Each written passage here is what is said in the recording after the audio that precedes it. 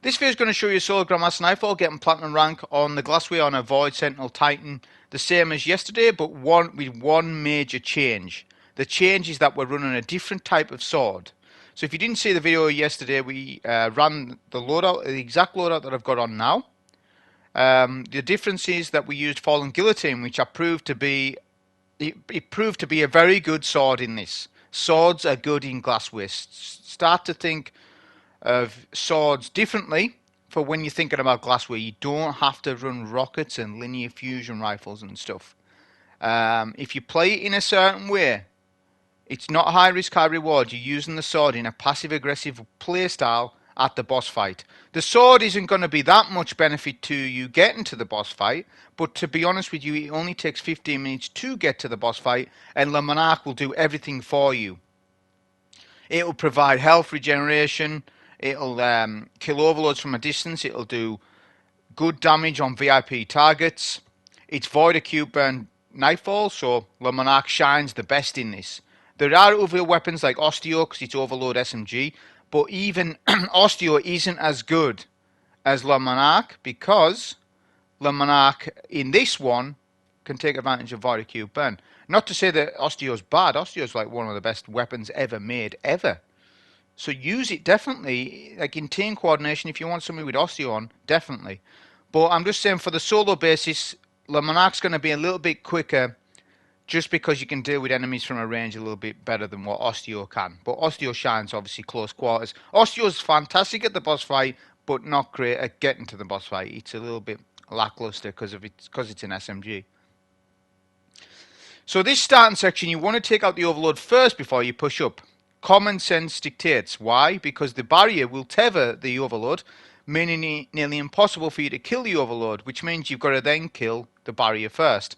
So to avoid that, obviously, this is the key tip for the first 3 locked doors, is that you make sure that you kill the overload before pushing up. So we're using Crown Splitter instead of Fallen Guillotine. So that's why I wanted to rerun this run back to see how Crown Splitter compares to Fallen Guillotine. And I'll tell you what I think when I get to the boss fight, which one's better overall. A couple of things about Crown Splitter. So its animation for its heavy attacks different to any other sword. It's unique to this sword. It has a lot of different interesting PvE perks like counter attack, flash counter, Vorpal weapon, loads of stuff. My role is Relentless Strikes Whirlwind Blade, which I always say the most useful swords are Whirlwind Blade swords. They nerfed Whirlwind Blade, I know that, when was it? It's got to be over 12 months ago, right? When they done that, they went from ×5 stacks to ×10. This did hurt Whirlwind Blade a little bit, but in the grand scheme of things, when you're doing boss damage, say to a dungeon boss, Relentless Strikes Whirlwind Blade sword will always be the best. However, against champions, it's going to take you longer to get that Whirlwind Blade stack up a little bit. This will make other perks a little bit more useful, but that still doesn't matter because you're going to see, bear in mind I'm solo, I'm in Grandmaster. This is endgame content and I'm still able to solo one cycle champs with Whirlwind Blade. Granted, I have solo operative and a debuff on and high energy fire, so I am stacking a lot of stuff, but trust me, even without all those buffs and debuffs, I would still be able to one cycle champions with this sword. Specifically talking about overloads. Barriers would be a little bit different. You'd bait a shield out, then use the sword, and you would still one cycle because we've got Void Acute Burn. And Crown Splitter is a void sword. So same thing applies here. Use your Roman Super, same deal, right? Bubble would be good with this loadout.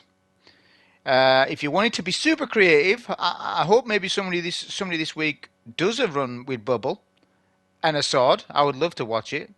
Let's just see if anyone does. I'll be looking up for that, see if anyone does. I didn't use the bubble because, obviously, in the previous video, like I said, there's too many benefits to using a Roman Super. It does increased damage to Rivens. You get super armor that stacks with tier 10 resilience whilst your Roman Super is active. You can out-tank so much. It's your panic button. it's ad clear, it's everything that you can dream of. Now they're buff and supers in Nightfall. And if you're somebody that's just been running Thunder Crash the entire time for the last 12 months, you might want to start to maybe rethink how you play Destiny and start to maybe, explore with some Roman super type builds on all classes. Titans are probably up there in terms of Roman supers. They seem to have, Sunbreaker's top notch, Sentinel's top notch, the Stasis Behemoth is actually really good for survivability and freezing enemies. Fist of Havoc is all right. Could do with a little bit of an adjustment. The new Strand is gonna be looks like a Strand version of Fist of Havoc's, but that's what people are complaining about. But I don't know. I'm not gonna complain about it because I haven't even played with it. Give me a week with it, and I'll let you know if it's decent or not for the Strand Roman Super for Titan. This little gameplay loop, once you get the VIP target to less than half HP, the AI of that VIP target will back up to the exit. That's when it's your time to push up to this rock and deal with the overload. Be careful if the overload falls off map. If the overload falls off map and you have never tagged that champ, you will not get platinum rank. So keep an eye on that, because the run before I'd done this, yeah, the overload actually fell off map before I tagged him. I kept going on with the run, and then I got halfway nearly to the boss sort of thing, and I was like, I'm going to reset this, because I was like, I'm not going to get platinum rank here, am I? Because the champ has fell off map. There's always a danger of that, so you need to keep an eye on the kill credit count, right? And just make sure you stun that champ as soon as you come around that corner like I did. Just make sure that you do it. Get a nade to your left, because that's where a lot of the ads spawn up. There's a barrier here. I'm going to play a bit more aggressive than usual. Massive damage there with Crown Spit. I didn't even have Whirlwind Blade stacked. And did you see how much damage I just did? Right? So that's just a little taste of what it's going to be like at the boss. Of how effective it is. I love the running animation as well. It's probably one of the best weapons that they've ever made in terms of fun factor. And it's not even an exotic. This is what I would like. I would like exotic variants, a Hunter Titan Warlock sword that's specific to them, right? Maybe going off the ideas of what Crown Splitter, Quick Fang, and the other sword, the Warlock one, has built foundation on. And go double down on it and make exotic swords. I would love that. Or maybe bring Ray's Lighter back from D1. But no, I think the Pacific swords for subclasses make an exotic variant like they did with the glaives, but for swords. Because let's be honest, glaives are good, but people haven't took to them still. I don't know why. I guess because the exotic variants aren't strong enough. But making exotic swords, double down on the idea of Crown Splitter and stuff, it would be such a good idea for next year. Well, for this year, if they've done it at some point. So this is where I pitch up from. I pitch up from this little pillar here because the overload will push you. Well, he eventually does, but I want to show off the sword a little bit. So I've cleared out all snipers. Make sure you clear out all snipers before dealing with the overload. We're going to get a stun here with the nade, and we're just going to run with Thronclaver and do our attacks. See, there's a lot of benefits to swords on champions. One thing is that they do more stun damage than any other weapon, and it forces the AI of the champ, whether it be a barrier, like say it's a barrier knight or it's an overload minotaur, it doesn't matter. It gives you more time to kill the champ than what you usually would have if you use, say, a rocket and stuff. Because if you're within a 2-meter radius of a champ, they want to melee you, right? But that then forces them to not recuperate their shield as fast. This isn't as true for overloads. What I'm saying is more specific to like barriers. But you do get more time. But also with Minotaurs, if you're using a sword on them, say you like got him down to 25% and he's starting to regenerate, just keep spamming your light swing and wait for that finisher signal. And you will finish them as they're regenerating HP. So there's a lot of benefits to running swords where there's enough cover in a GM that you can use them. And Glassway's got the cover. Glassway's a fantastically designed boss arena. I've said this many times. It's such a good arena. I'll talk more about it when I get there. This point here where you're capping the plate, I was actually a little slow here doing this, I think, on this run. I think it was this run. You can use your Sentinel shield to cap the plate as well. It'll only cap so much. You won't cap the full plate with your super, but you can just pop super and then Sentinel shield block. I was a little slow at the ad clear here. Yep, I was. This is the run. So I just pop my Sentinel. It's just because I was just a little too slow with the bow. But generally this isn't too bad. And another thing is, you don't need to cap the plate in its entirety. You can take your time. You can cap the plate a little bit and then back up. There's actually some boxes, some cover behind the map. I put a nade there because I was hoping the shanks would push up. Sometimes they do when they're in great. Like there, they're starting to push up. See, just they took their time. So yeah, it was this was really the only part of the run where I was scrappy. Just didn't cap the plate in one go, but that's fine. The one danger is I've used my super, which, as you know, I like to use my Roman super on the solar shield because there's a solar shield coming up, but that's fine. We're going to improvise with our loadout. So take out the remainder exploded shanks. Your next goal is not to kill the overload, but it's to kill all the dregs. See, what happens here is, once there's a percentage amount of dregs killed, some of the dregs will back up to the pillars, right?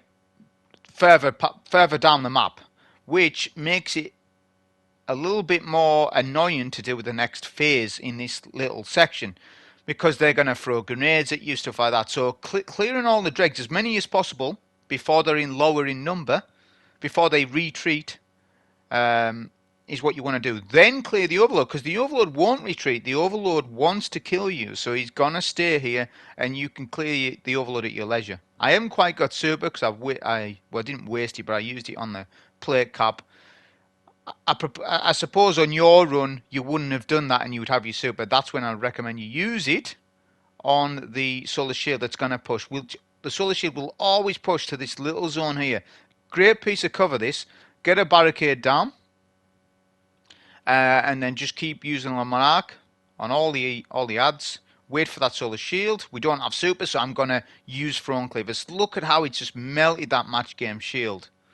Right, so I put down my nade and then just melted with the sword instead. I have super now, but I would have generally used it on the solar shield. So I'll use it a little bit here, but I won't overcommit to the super. So this super wasn't a good one, really, to be honest, but I recognised that I probably would have overcommitted to the super, which means I would have pushed up too far on the map, and then I wouldn't have had enough super energy to get back. So you probably didn't even need to pop a super right there, but I'm going to get one back anyways for when I need it. The next time you need a super isn't until Rivens, if I'm being honest, or if you need to hit your super because you panicked because an overload's going to kill you, then you might need it. But we'll have it by then anyways. Because remember, you gain so much super energy off champs, especially solo, that you will definitely get it well before, when you're going to need it again. So it's never a waste to pop a super if you're going to die, really. Not really. Unless you super just before a Riven phase, then that's kind of a waste and you've kind of messed up a little bit. Because you do want a super on Riven phase, because that is the most threatening phase. So we've got a body to take out. Most ads are cleared out, which I recommend you do. So we're isolating the enemies away from the barrier. Always do that. I could go up with the sword, but it's fine. Try to go to the boss fight with full sword ammo. This sword only holds 42, but it is extremely economical, this sword, because of relentless strikes. This is what I'm saying. I know there's a lot of you probably got Vorpal weapon and stuff. Don't use a Vorpal weapon sword. It's poor. 10%. This is nothing. Fair enough, if you're going to use it, but try to get a better one than that. The Gunsmith sells from time to time. So this is the boss fight, right? So we'll take out the four dregs, sorry, to each side. Pay attention if you get any heavy drops. I don't think I did. Obviously don't pick up because we've got 30. Well, I've got 36. So that would be a huge ammo waste if I went and picked up a brick, so I'd only get 8. Sorry, 6. He holds 42. So we'll spam our abilities. Make sure that you've got fresh abilities for when the boss encounter starts, though. At least, well, everything really, which you will have with Heart of Inmost, like with the setup that you saw at the start of the video with all the fragments and stuff. I have not got volatile rounds, but volatile rounds does work with swords. Just to bear that in mind. So what I'm doing here is like on the previous video, is I'm playing aggressive enough to bait the ads to me. Funnel them in this little corridor. We're playing on left hand side, do not play on right, because there's Vex Milk over there. You can die very easy. The Hydra pushes in awkward places. Left hand side is your cover. So the Minotaurs haven't pushed, even though I did aggress them quite. I did show them line of sight, but there's that's fine. We've got the Overload on this side here. So we get a stun with the grenade round the corner, and then all we done there, if you noticed, was spam the sword. Now, did you notice I didn't even use heavy? Why? To test. To test to see if this sword could kill with only relentless strikes, with no heavy attack. So, if I'm swinging 6 times on an Overload, I get 2 hits back because of relentless strikes. That means I've only spent 4 sword ammo to kill an Overload.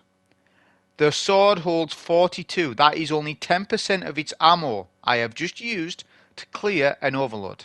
Do you realize how good that is? Obviously, if I use my heavy attack, the ammo economy of the sword goes down a little bit, but seriously, still use your heavy attack, because you're still going to get plenty of heavy, because I'm using double primary, and you've got an exotic primary on that generates you heavy ammo.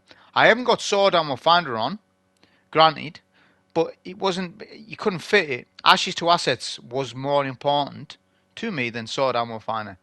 Because like I said, the double primary is going to give you an increased charge of heavy anyways. Which is an actual perk. That's not just me saying that. That is a perk in the game. If you have double of a weapon type, whether it be double special, double primary, it means that you get more heavy as a result. Which stacks with the exotic weapon kill for primaries. You get heavy ammo on kill. An increased chance of that. So we're going to melt the Hydra to send the Hydra away. That is critical that you do that, because the Hydra will shoot you in the back for the next phase. This will spawn in the next wave of Minotaurs. Notice I've aggroed the Minotaur. The Minotaur is coming around the corner because I've free peeking. I've just got my nade. I'm going to stun with the shield. Right, if you didn't know that, other abilities can still stun, and I don't mean overload stun, I mean actually physically stun them, because if you saw the cooldown rate, I didn't quite have my nade in time. The Captain America shield give me that enough time to get the stun. Then we'll wait for the second overload. Again, we're stunning around corners. Master this room. If you master left hand side room like what I've done, you're gonna find GLASSWAY. It's going to click in your mind. You're going to be like, wait, this isn't that bad, this Nightfall. It's actually decent. You can solo farm it. You can team farm it. You could team farm it, definitely. There'll be people farming this in a team, definitely in less than 20 minutes. Optimal teams. I know the world record run will be far less than that, of course.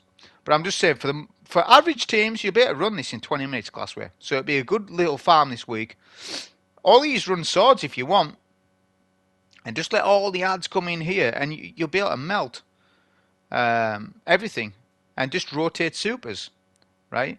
This is where you do DPS from as well, by the way, of course. So I'm repeating the same thing as I've done on the previous run, and I'm speeding up for time purpose, because there's no information gained from this little bit, just that you're doing damage with the Monarque. You just shoot the shield, because the boss's shield is counted as the boss. So if you hit the shield with the Monarque, it poisons the boss.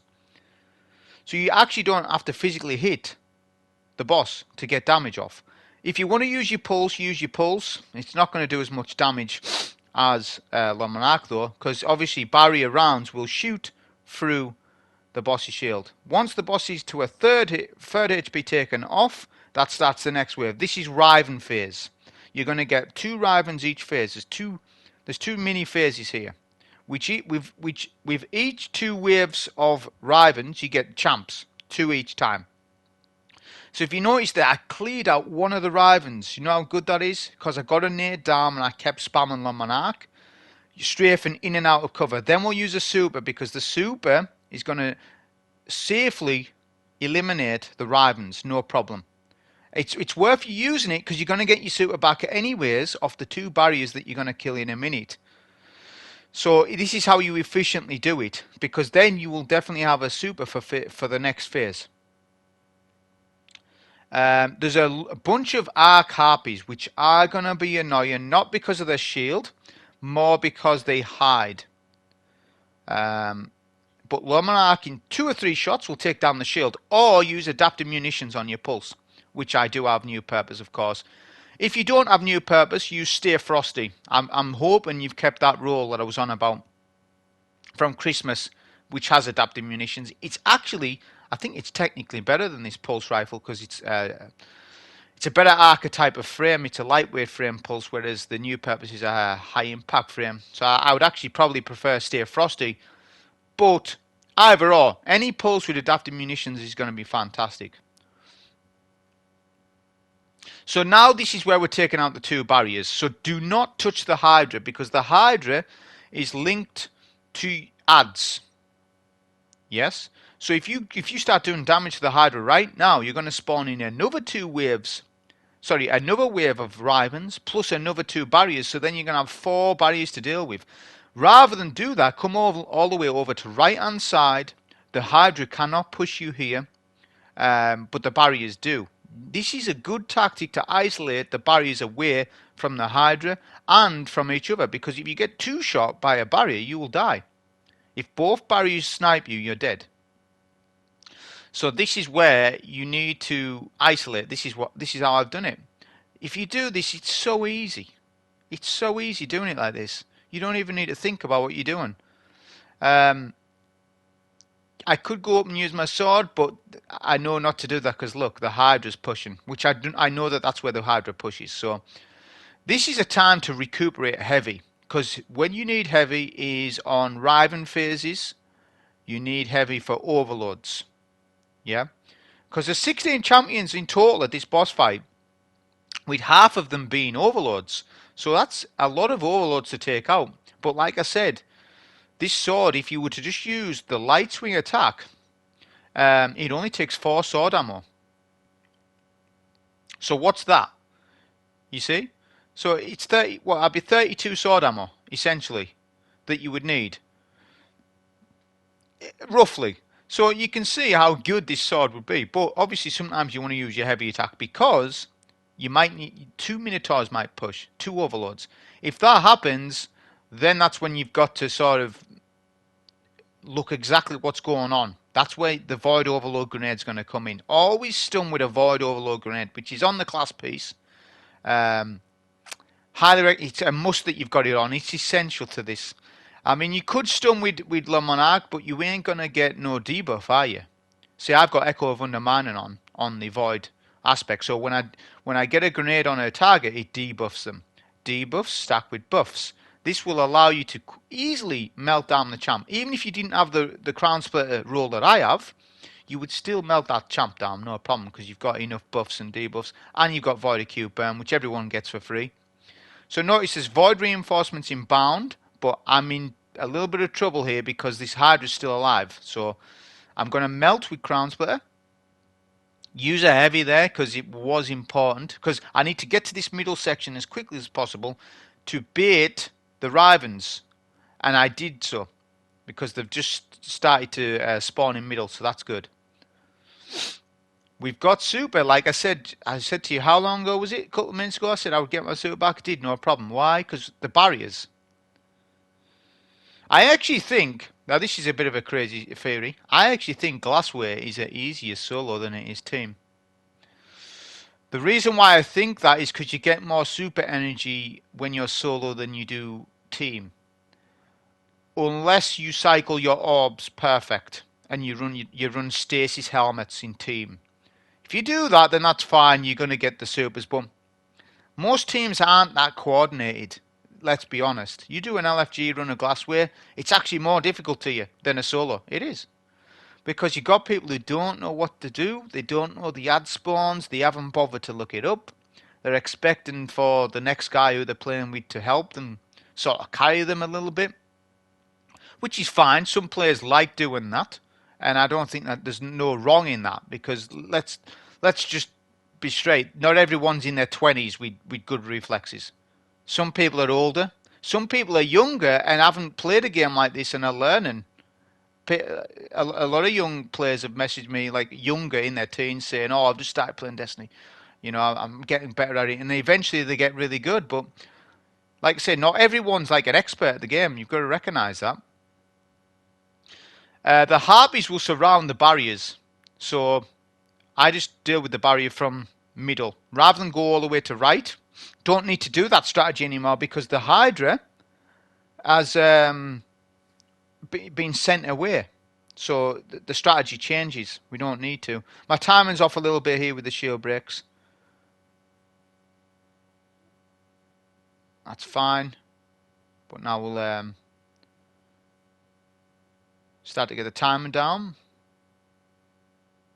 That's what makes adaptive munitions so good for this, because you can you only need 2 bursts of your pulse. So it's going to stun the barriers, no problem. It's almost like having Arbalest in your loadout, but you're not running it. Or Wishender, which I don't recommend Wishender. The reason why I don't recommend it is because it isn't taking advantage of Void Burn, and it's a worse version of Le Monarque in this run. I didn't say in general, in this run, Le Monarque's better than Wishender because it's Void Burn. So that's the only reason. If we were to compare them side by side, which is the better bow? Well, it's hard to say which is better, but they both have their strengths. They're both fantastic. So Overlords have pushed. Well, this one's pushed. So we'll do our stun round the corner like we generally do. This is consistent because when an Overlord teleports round a corner, there's only one place he can teleport towards you. That's round the corner. I know that sounds stupid, but this means you are controlling the Overlords. If an Overlord has a good line of sight on you and there's no cover for you, the Overlord's just going to keep porting through your shots, yeah? This is going to be difficult, and that's why a lot of people comment online and stuff and say, Overlords are difficult, they're always porting. That's how you can control their ports round corners. I know it sounds stupid, and I know I'm being a bit condescending, but this is literally how you control them for Glassway. You use cover, and you free peek with a sword. You won't get that with a rocket because you can't free peek with a rocket. You can emote, but by the time you've emoted and then unemoted, the Overlord's going to kill you. So that's why the swords are so good for defending left-hand side, because it's key target damage. You've got to recognise when you need key target damage, or if you need DPS in a run, or if you need burst damage in a run, if you need survivability more than this, or if you need... There's all sorts of factors that go into it. And how it is with Glassway is that boss damage is not a factor, but ad clear is the factor, staying alive, and a good heavy weapon for champions. You don't need a good weapon for barriers, because you do. That's where New Purpose comes in. New Purpose's role is for barrier champs. Le Monarque is for all ad clear, one shot and all red bars, which makes it safe. It means the ads are not shooting you as much. Why? Because they're already dead before they can start to shoot at you. That's why Le Monarque's so good. So that makes it safe. Plus we've got ability spam with Heart of Inmost Light, which obviously is only this season. Things are going to be different after this season, but still. Now 2 Overlords at once push me. I think it's this run. So look at this. So we do a heavy on the other one. That was on purpose. Because what happened is I got enough Whirlwind Blade stacks on the first Minotaur to then heavy attack the second one, which nearly almost kills in one shot on the second Minotaur. We then kill the first one, because the first one's just about dead anyways. The nade is doing huge damage because of Echo of Undermining, plus because it's Vortex. We all know how good Vortex is in general. So you just saw there was a bad thing that happened. 2 Overlords pushed, but we were still able to kill both champs. Are you allowed to do that with a linear? Do you think with a linear fusion rifle you would have survived in that scenario? The answer is no, you wouldn't have had the time to get the 3 shots out for each champ. Therefore, you would have had to kill one champ and then back up. Then there might have been goblins pushed around the corner, and then you might have had to use a super to stay alive. So you see there how I've used the sword there to survive that encounter, which otherwise I might not have been able to. So that's what I'm saying. That's why the sword's best in slot for this, I think. You're going to get a quicker run with linears, because linear's going to do more damage from a range, and you can actually clear overloads before they get to you. And I understand that, but not everyone's going to always be able to do that because of flinch and survivability, and you might need to de-aggro or re-aggro, and while all that's going on, you might not be able to do the damage that you need to do. We're still on this Riven phase, so we'll use a super here because the Hydra is in the way of the Riven. So we took out the Riven. I think that's both Rivens now. Like I see, I was weak there. Goblins pushed from around the corner, but I still had my super active, and I got health regen off avoidability.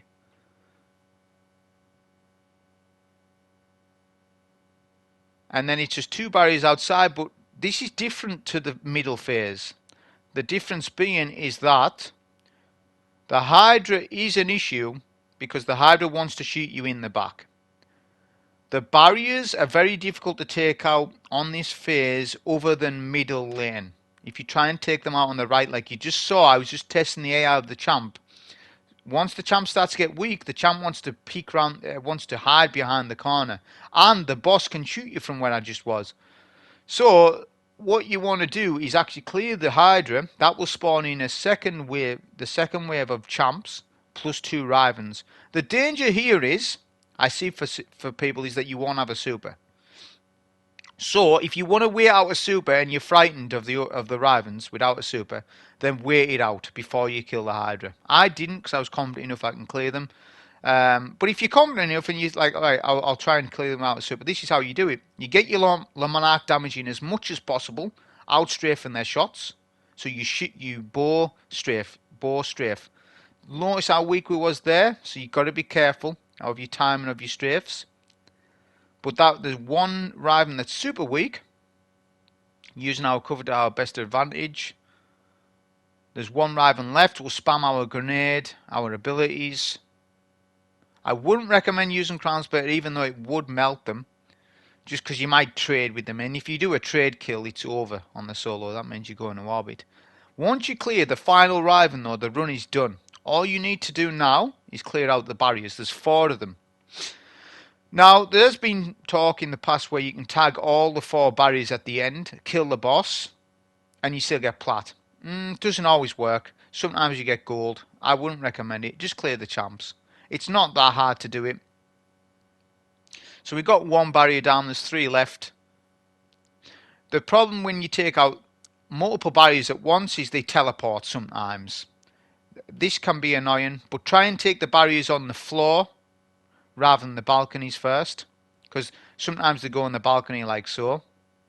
Adaptive munitions is massive on this. Without adaptive, you would have to sustain fire longer, which means you'd get sniped more.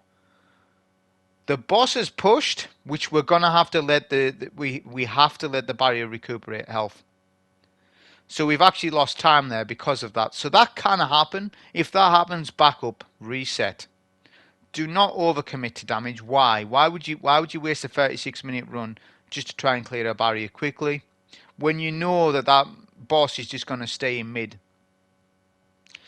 So the boss sometimes goes through this phase of aggro on you. You've got to let the boss de-aggro enough to then start doing your damage, which the boss has now de-aggroed. So I should be fine to clear the remaining barriers. But remember, it is still dangerous because you could get treble sniped right there, what's happening. So you need to listen for the sniper.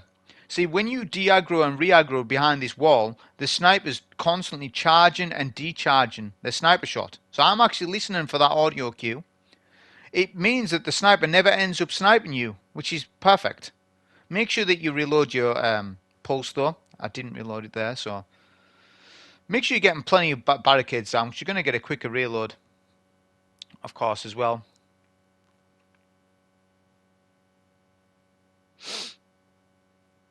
We're down to the final 2 barriers. I don't recommend, as I say, going out there with the sword. Not that the sword wouldn't be effective, it's just that the boss would collapse on you and kill you really quick. So the sword isn't going to play a vital role on this bit, but it's done its job. Where it's done its job is on the overlords and just staying alive and free peeking the Rivens. The barrier is ported. This can be a danger because sometimes the barrier will hug the boss if it's only one barrier left alive.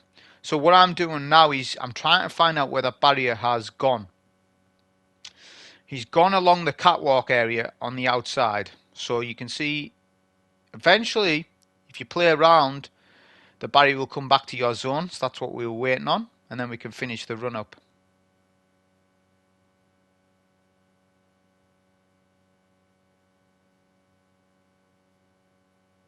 We'll get another stun here. You can't really see the crit of barrier, but it isn't a problem because we've just about cleared out. We've got high energy fire and stuff like that, so it makes short work of them. And now we're on to the boss damage. So everything's done. You're going to get platinum rank. This is your run done. So I'll speed up the footage a little bit here. This is what I was on about. If I ran bubble, it'd be dead interesting because I could bubble the boss and then sword him with Crown Splitter. But obviously, you've got to be a bit practical. Not everyone's going to do that. The Roman suit, obviously is still more useful because boss DPS isn't the problem with the run. The problem with the run is staying alive and killing Rivens, which the Sentinel shield does a better job of doing that. But that was the solo for this. As I say, with Crown Splitter, I highly recommend it. This isn't me joking about. This is literally one of the best weapons I recommend that you use on a solo. And it's different as well to what you would generally see. But that was a solo on this. I hope you enjoy it. Thank you.